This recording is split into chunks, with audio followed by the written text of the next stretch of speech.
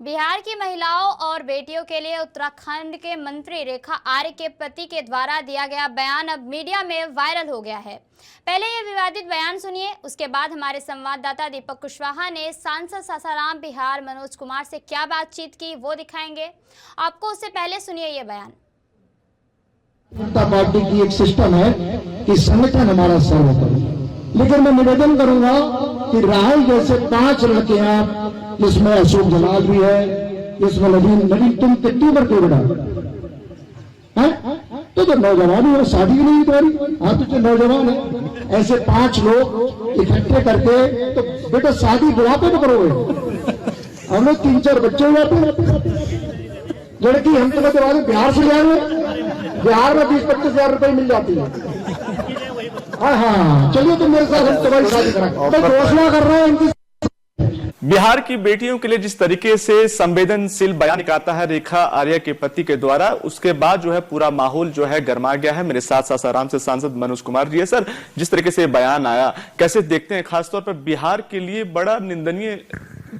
देखिए, ये जो बयान है ना, 13 से 14 करोड़ जो जनसंख्या बिहार प्रदेश में है, उसके साथ साथ 1.5 अरब जो जनसंख्या भारत देश में है, माँ बहन बेटी औरतें जो है, ये बयान जो है शर्मसार करने वाला बयान है। इस कम से कम ये बेशर्मी को कम से कम ये समझना चाहिए था कि ये बोल क्या रहा है। देखिए, और दूसरी चीज ये देखिए, हम लोग तो हमेशा बोल रहे हैं कि संविधान खतरा में है। अब उसका कारण भी आप लोग जानना चाहते हैं, तो कारण यही है कि ये व्यक्ति इस प्रकार से बयान दिया और अभी भी ये व्यक्ति के ऊपर में कोई कानूनी कार्रवाई नहीं हुआ। कानून कितना लचर पड़ गया उत्तराखंड में, क्योंकि उत्तराखंड में बीजेपी का सरकार है, इनकी वाइफ मिनिस्टर हैं, तो मिनिस्टर है तो उसके लिए कानून नहीं है। कानून किसी का घर में बनता है, कानून सबके लिए है ना। आप कैसे कह सकते हो कि बिहार में बिहार के मां बहन बेटियों के बारे में इस प्रकार से कैसे कह सकते हो? कौन सा तुमको अधिकार दिया है? कानून कैसे तुमको अलाउ किया? और जब ये बोल दिया तुम, तो आप बताइए कि अभी तक कार्रवाई क्यों नहीं हुआ? अब इस पर आदरणीय प्रधानमंत्री जी क्यों चुप्पी साधे हुए हैं? आदरणीय गृह मंत्री जी क्यों चुप्पी साधे हुए हैं? आदरणीय हमारे मुख्यमंत्री जी को हम सुनना चाहते हैं। आदरणीय हमारे माननीय नीतीश कुमार जी इस पर क्यों चुप्पी साधे हुए हैं? क्यों नहीं अभी तक कुछ बातों को उन्होंने अपना रखा? क्या बिहार की मां बहन बेटियां भारत देश की मां बहन बेटियां नहीं है? हमारे आदरणीय प्रधानमंत्री जी, आदरणीय गृह मंत्री जी और आदरणीय जितने भी हमारे बड़े बड़े नेता हैं बिहार से, जो बीजेपी में अभी तो राष्ट्रीय अध्यक्ष भी बने हैं, तो इन लोगों को बिहार के लोग सुनना चाहते हैं कि इन लोगों का क्या राय है, ये लोग क्या कहना चाहते हैं। ये चुप्पी क्यों साधे हुए हैं, ये अपने आप में एक रोचक चीज है। कार्रवाई क्यों नहीं हुआ, ये भी एक बहुत बड़ा रोचक चीज है। वहीं अगर विपक्ष का कोई नेता होता तो अब से तो वो जेल में होता।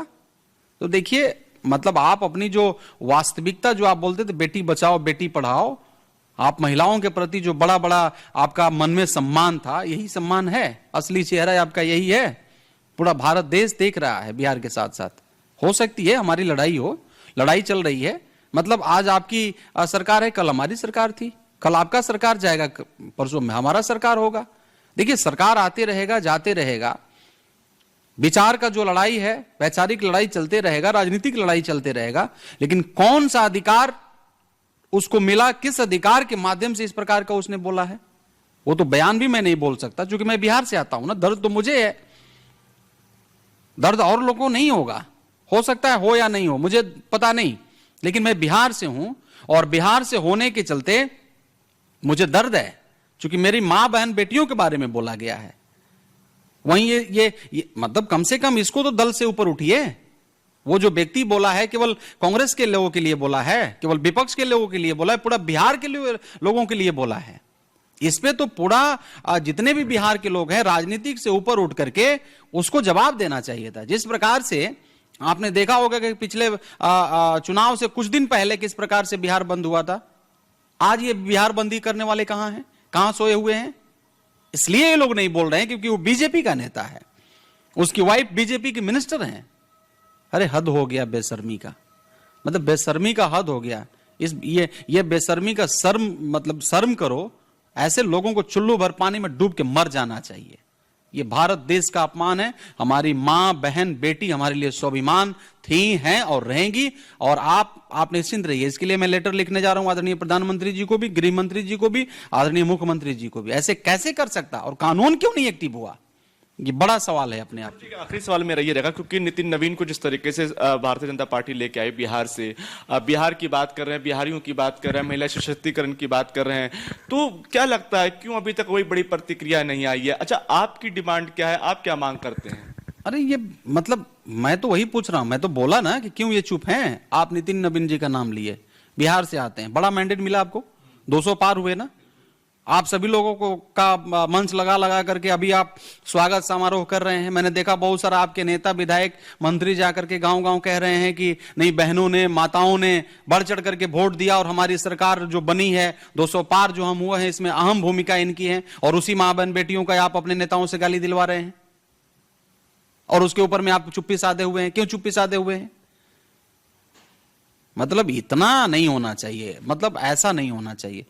बीजेपी के लोग भी हमारे भाई हैं, हम भी उनके भाई हैं, हमारी मां बहन है, उनकी भी, इसमें पक्ष विपक्ष नहीं होना चाहिए। वो पूरा बिहार के लोगों का नाम लिया है ना। कार्रवाई क्या चाहते हैं? हम कार्रवाई चाहते हैं, कानूनी कार्रवाई हो उसके ऊपर में। कार्रवाई चाहते हैं कि आदरणीय प्रधानमंत्री जिसमें आगे निकलें और इसके पास में जो पद है, उस पद से पहले हटाएं, तब जाकर के ऐसे लोगों पर लगाम लगेगा। नहीं तो आने वाला दिन में आज ये बयान दिया, कल और बयान देंगे, परसों और बयान देंगे। मतलब ये बयान पर दंड होना चाहिए।